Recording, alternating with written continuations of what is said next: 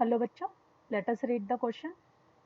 Statement 1 is saying the kinetic energy of a system of a particle, kinetic energy of a system of particle is minimum from the center of mass frame of reference. ठीक है कि अगर किसी system की kinetic energy है ना, किसी system की काइनेटिक एनर्जी मिनिमम होगी when they are taken as centre of mass frame of reference, जब सेंटर ऑफ मास को हम फ्रेम ऑफ रेफरेंस लेंगे। ठीक है।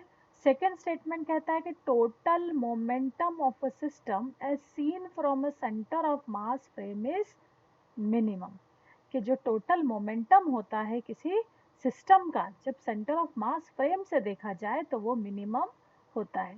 ठीक है। तो की कॉन्सेप्ट जो है यहाँ पर हमारा वो बन रहा है सेंटर ऑफ मास फ्रेम।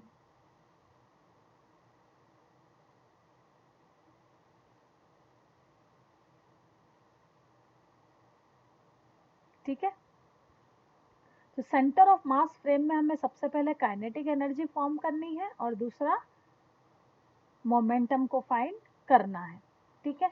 तो सबसे पहले हम मान लेते हैं कि एक सिस्टम है जो n नंबर ऑफ पार्टिकल से मिलके बना है। ठीक है। यहाँ पे n नंबर ऑफ पार्टिकल्स हैं। इन n नंबर ऑफ पार्टिकल का ऑब्वियसली जो मास होगा, हर पार्टिकल का अलग अलग मास होगा m1, और मान लिया उसकी जो वेलोसिटी है वो क्या होगी u1। सिमिलरली सेकेंड ऑब्जेक्ट का मास होगा m2 और उसकी वेलोसिटी होगी u2, है ना। थर्ड मास की कुछ और, करेक्ट,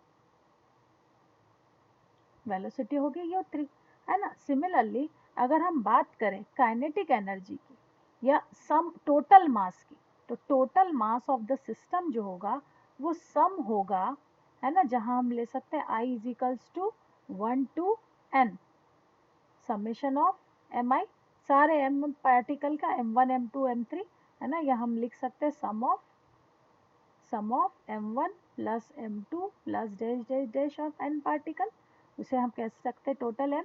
सिमिलरली जो वेलोसिटी है उनकी, है ना, वेलोसिटी जो है वो सम उसका उसे समेशन कह सकते हैं I is equals to 1 to n, है ना, ui, या ये कह सकते हैं कि जो टोटल सम वेलोसिटी और वेलोसिटी का सम होगा वो होगा u1 plus u2 plus dash dash dash, correct.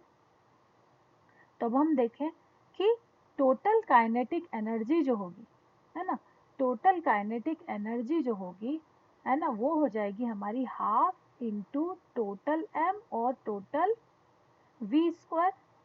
लेकिन अगर हम फ्रेम ऑफ रेफरेंस की बात करें, ठीक है, तो टोटल मास और टोटल वेलोसिटी जहां लोकेट करेंगी वहां पर होगा velocity kinetic energy of centre of mass, correct. अब अगर सेंटर ऑफ मास को हम, है ना, यहाँ मान लिया कि ये जो पॉइंट है वहां सेंटर ऑफ मास लोकेट कर रहा है इस सिस्टम का, ठीक है, तो इसकी वेलोसिटी हो जाएगी, इसकी काइनेटिक एनर्जी हो जाएगी half total mass of the system और total velocity of the system.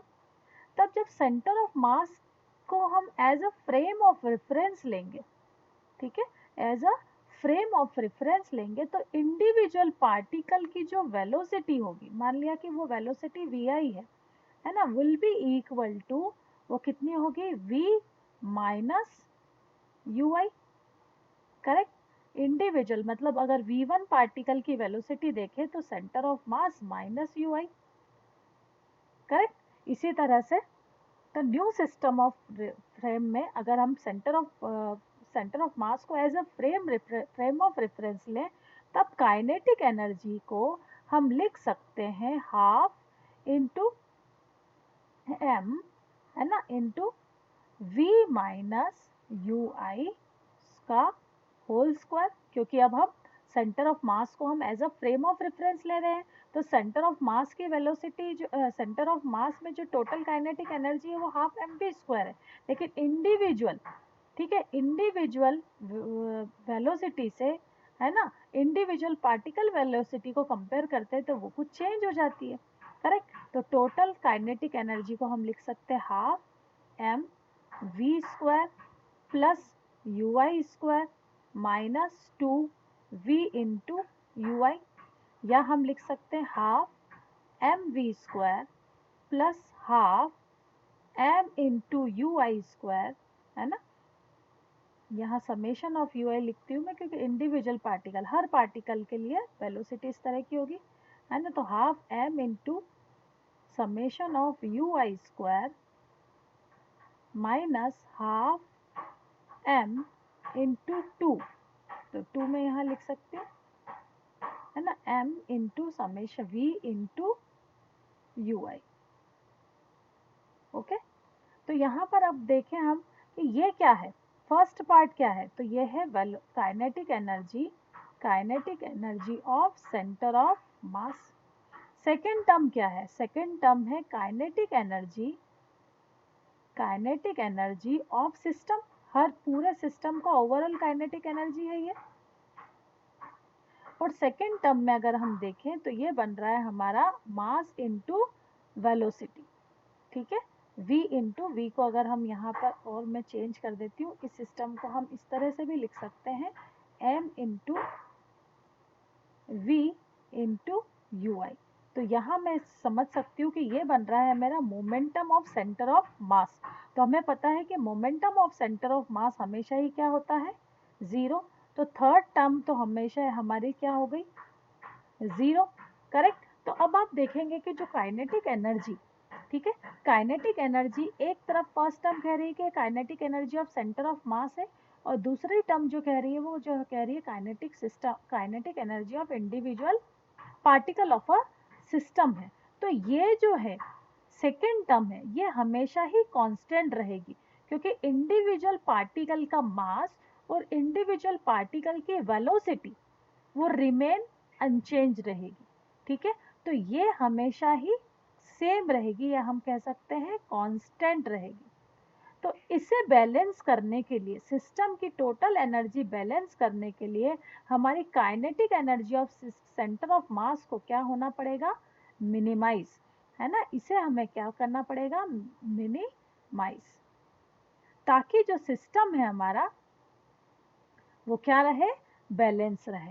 तो फर्स्ट स्टेटमेंट जो है हमारा कि kinetic energy of a system of particle is minimum for the centre of mass of frame of reference, कि जब हम centre of mass को as a frame of reference लेते हैं तो kinetic energy of the system जो होती है वो हमेशा ही क्या हो जाती है, minimum, correct. So first statement जो है हमारा ट्रू। सेकेंड स्टेटमेंट की अगर हम बात करें कि total momentum of system as seen from centre of mass of frame is minimum, तो इसी एग्जांपल को फिर से लेते हैं कि एक सिस्टम है ना। अब हमें centre of mass as a frame लेना है, ठीक है। तो हर पार्टिकल का एम मासिव है और पार्टिकल चाहिए और उनकी इंडिविजुअल वेलोसिटी है, तो इनका इंडिविजुअल मोमेंटम भी होगा। लेकिन जब हम सेंटर ऑफ मास की, है ना, इस पार्टिकल को हमने ये देख लिया है कि एक्सटर्नल फोर्स हमारा क्या है, इस पे एक्सटर्नल फोर्स कुछ भी नहीं लग रहा है। अब अगर हम सेंटर ऑफ मास को ही as a frame of reference लें तो सेंटर ऑफ मास का जो मोमेंटम होगा, ठीक है, जो मोमेंटम होगा वो कितना होगा, मास, ठीक है, total mass of the system and total velocity of the system. लेकिन अगर हम सेंटर ऑफ मास, एक ऑब्जर्वर जो सेंटर ऑफ मास पर ही खड़ा है, तो उसको, है ना, उसके लिए जो वेलोसिटी होगी वो कितनी हो जाएगी, ज़ीरो, क्योंकि ऑब्जर्वर सेंटर ऑफ मास पे खड़ा है तो उसके लिए जो वेलोसिटी है उसमें कोई वो चेंज ऑब्जर्व नहीं करेगा।